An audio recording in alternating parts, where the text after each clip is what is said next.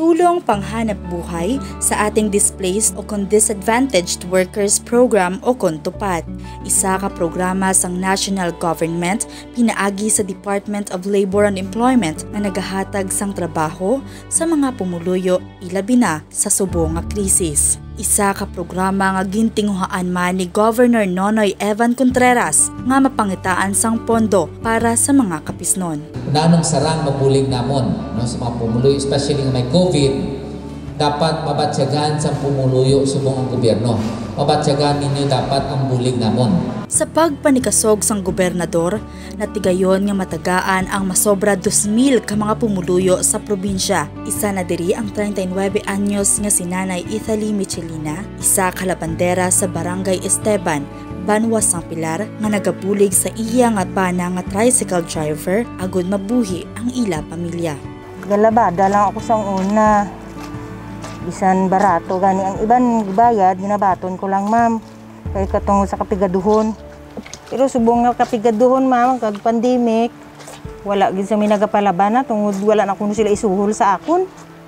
Tama gid ma'am kabudlay subong sang pangabuhi.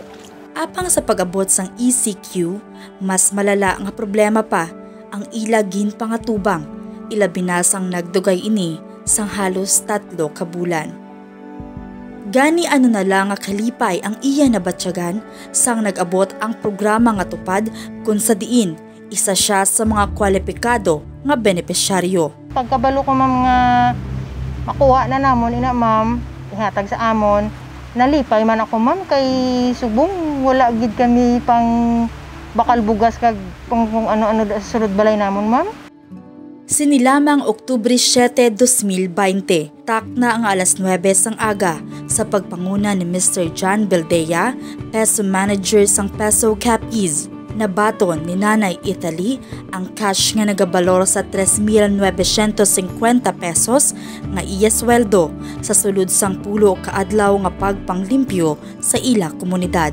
Sa tion sang pagkinahanglan, may krisis man o kun wala, yara gihapon ang katuyuan ni Governor Contreras nga maipalapid ang gobyerno sa tawo kag kasubong sang iya nga promesa ang mapabatsyag sa tanan ang iya serbisyo nga may pagkabalaka.